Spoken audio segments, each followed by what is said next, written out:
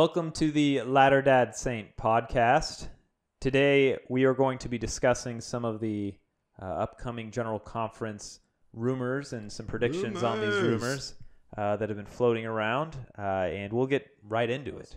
So number 10 on the list is the potential elimination of stake auxiliary organizations. So think maybe your stake Sunday school presidency, maybe a stake young men's presidency, maybe eliminating some of those callings. Yeah, I don't even know what they do anyway, so just get them out of there. Who cares? Number 9, this was an interesting one. Stake centers converting and being used at times as mini temples. I find this is probably one of the least likely, but interesting to ponder. Number 8, shortened temple sessions. For those with ADD and extremely low attention spans, I welcome it. Although I'd still, I get a little antsy after like an hour and a half. So all right. Number 7, no firesides or meetings on Sunday nights. Completely just not allowed. Why? I mean, I think there's some people that think we have enough meetings upon meetings upon meetings.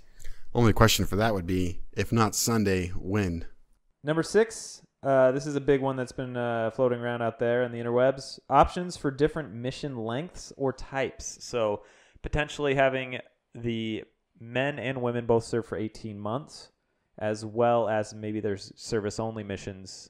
Yeah, it would be cool to have missions that are service missions that are elsewhere as well. Something that's a little bit less intense for those that can't handle it, but not right in their hometown. That'd be cool. Number 5 is smaller ward sizes. I've seen this for quite a long time. The theory being, there's so many people in a ward, it's too hard for the bishop or others to manage everything, and then a smaller ward size would allow those to minister to other people a little more effectively.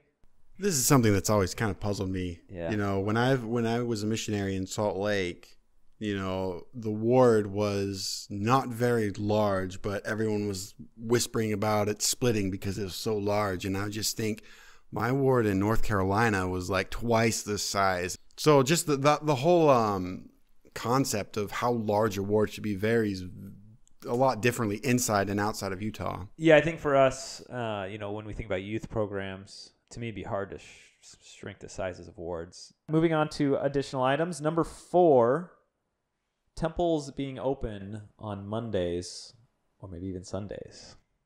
I think Mondays would be the one that could potentially happen. I say give me the Monday temple open. Why is that? I wants it. Number 3, we've gone through 7 so far. So number 3, FHE officially by the church being stated as being open to nights other than Monday.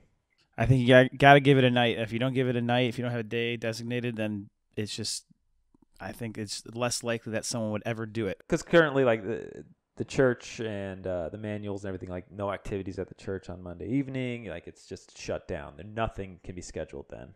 So this would open that up and maybe cause confusion with that.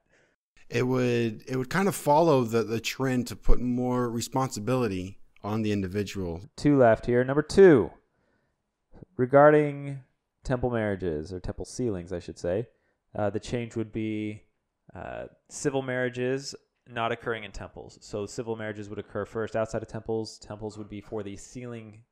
Perfectly okay with this because I was of the I had the situation where neither one of our parents were members when I got married. My parents would really have loved to see me get married, and for what purpose did we not? All right, number 1, the 2-hour church block. I had even heard rumors of this past conference. I don't know if this is one that's just going to continue to roll through every conference, just because it's some people's desire, not everyone's. 3 hours is a long time, man. Let's say one week you have Sunday school, the other week you have your quorum and relief society meetings after sacrament. So every week it's sacrament, but the second meeting is alternating, and bada boom, bada bing. This sounds logical. It follows the precedent of the alternating relief society and priesthood general meetings. Ooh, I like that. That's a good correlation. And fifth Sundays canceled. We had a couple of honorable mentions. One is this blank mission call stuff that's floating around, that everyone's getting these blank mission calls, and then they'll be announced at General Conference some special place they should be serving. I'll put that right in with the Steve Martin is a Mormon thing. All those. Yeah, I think another funny or interesting one lately has been this, Relaxed word of wisdom. I don't know what that would even mean. I don't think it's happening. Mocha Lotta Chill at Cinnabon, I would definitely be down with that. That was like, well, the church did issue a statement on the medical marijuana, but it's still medical based. I don't think they're going to relax it that much. All right. relax. With some And medical marijuana. so one of the things that's kind of been driving this as an idea, President Oaks spoke recently. This is in the church news. He spoke Official source right here. to young married couples from 11 states in Los Angeles area. His statement was, "We have spent many hours talking about how we can simplify our church programs to perform their essential functions for a wide variety of family circumstances. Now I am pleased to tell you that some help is on the way and more is under discussion." You good?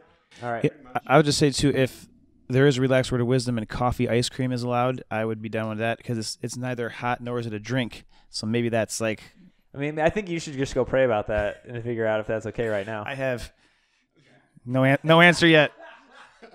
Yeah, the 2-hour block is interesting. I'd be okay with shrinking down all 3 of the meetings, still having all 3, but having like a shorter, like maybe a 2.5 hour. The 40, Yeah. 40, 40. Yeah, something like that.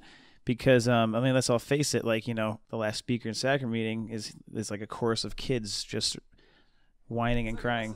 So here's a thought on the whole relaxing of the word of wisdom. They finally stated explicitly that caffeine is not on the do not consume list, which has been floated as a myth. Yeah. So I could see a couple things, being explicitly clarified that might have morphed into similar type myths.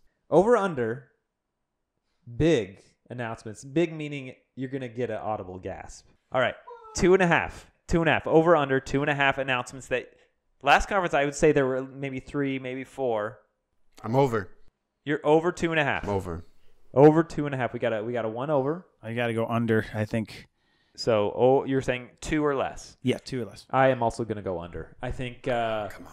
I know. I think there's just this groundswell of desire for change, just because we had a lot last conference and people are excited, thinking it's going to continue.